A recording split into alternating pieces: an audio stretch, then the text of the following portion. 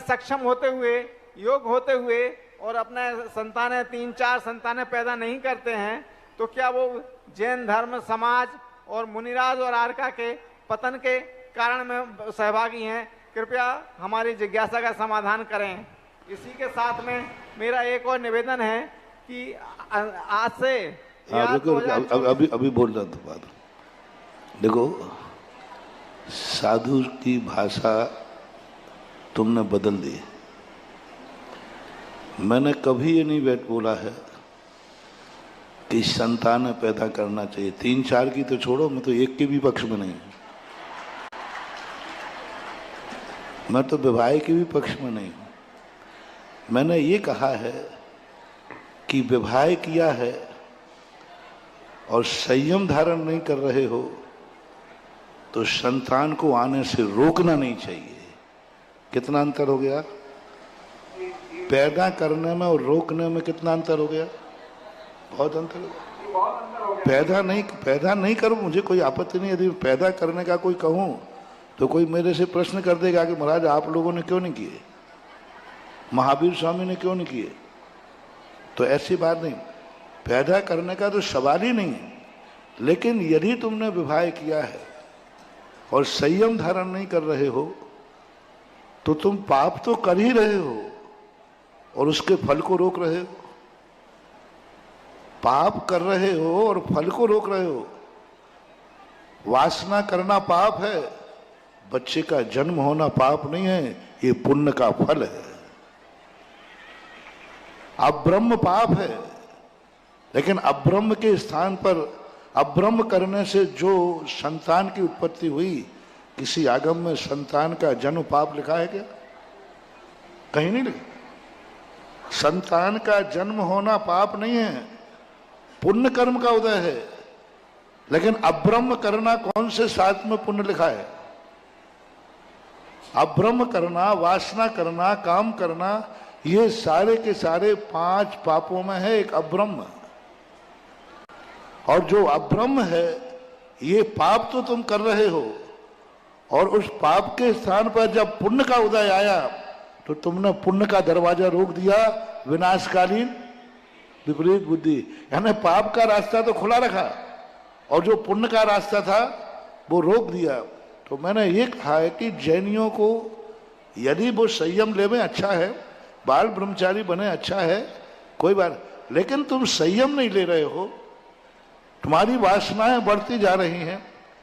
और प्रकृति ने कहा था कि यदि कोई पाप भी करेगा, प्रकृति का कितना बड़ा गॉड गिफ्ट है ये संतान, प्रकृति की कितनी बड़ी गॉड गिफ्ट है कि तुम पाप भी करोगे तो उस पाप में हम कमल खिलाएंगे, तुम्हें बेटा बिटिया देंगे, पुण्य देंगे जो तुम कर। और परिवार नियोजन वो कराएं जो पापी हो, शराबी हो, जुआरी हो, हिंसक हो, मांसाहारी हो, जो क्रूर हो, वे परिवार नियोजन कराएं, क्योंकि उनकी संतान होगी तो वो भी ऐसी ही होगी। लेकिन जैनी क्यों कराते हैं? जैनी के जब संतान आएगी तो वो नमोकार बन पड़ेगी, शाकाहारी होगी, अहिंसक होगी। तो तुमने संतान को नहीं रोका है, एक मुनिराज को रोका है। तुमने संतान को नहीं रोका है, एक शाकाहारी को रोका है। तुमने संतान को नहीं रोका है, एक जिनेंद्र भक्त को रोका है। तुमने संतान को नहीं रोका है, एक भगवान का अभिषेक करने वाले को रोका है। तुमने संतान को नहीं रोका है, एक सम्यक दृष्टि को रोका है।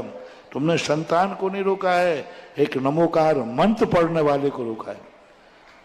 यदि कन्या होती तो तुमने कन्या को नहीं लेता है।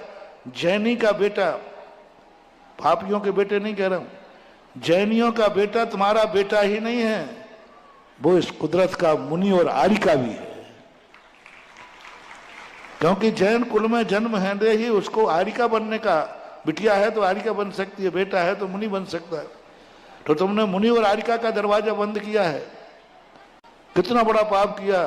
एक जीव इतना पुण्य लेके आ रहा था कि मैं जैनी के यहाँ जन्म लूंगा, और जैनी के यहाँ जन्म लेने का अर्थ है कि वो आर्य का और मुनि बनने का अधिकारी है।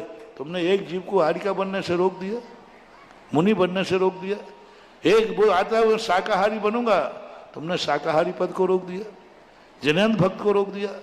तो यानी जैनी यदि जब किसी बच्चे को परिवार नियोजन कराता है, रोकता है, तो कितना बड़े पाप का भागीदार होता है, उसने कितनी संभावनाओं को कुचल डाला। इसलिए एक मांसाहारी, एक शराबी, एक जुआड़ी संतान को गर्भपात कराता है, वो इतना बड़ा पापी नहीं है जितना कि जैनी है। यदि वो परिवार नियोजन कराता है तो इतना बड़ा पाप का भागीदार नहीं है, क्योंकि उसने एक पापी को आने से रोका है। उसने एक, क्योंकि मांसाहारी के यहाँ बच्चा हुआ तो वो क्या करेगा? यदि उसने संतान रोक दी है तो कोई पाप नहीं किया है, उसने एक मांसाहारी को रोक दिया। वो खुद मांसाहारी था, बेटा भी मांसाहारी कर दिया। तुमने किस बहाने रोका? तुम्हारा बेटा कौन सा पाप करता? इसलिए मैंने कहा था रोको मत, पैदा करो ये नहीं कहा, रोको मत। जब तुम वासना पाप कर रहे हो तो उस पाप के कीचड़ में पुण्य का कमल खिलने दो। और वो कमल यदि तुम पालन न कर सको, वो कमल तुम पालन न कर सको तो मातृ छाया में देके आओ, लेकिन मारो मत। और यदि थोड़ी देर कष्ट उठा करके पालन कर दो, थोड़ा सा बड़ा कर दो, उसके बाद जाकर बिटिया हो तो पृथ्वी स्थली में दे आना, और लड़का हो तो ब्रह्मचारी बना देना, और क्या करो। तो ये स्थिति हमने कहा था कि भाई दोनों तरफ जैनी सोचे। आज सबसे ज्यादा जैनियों के परिवार नियोजन है 100%।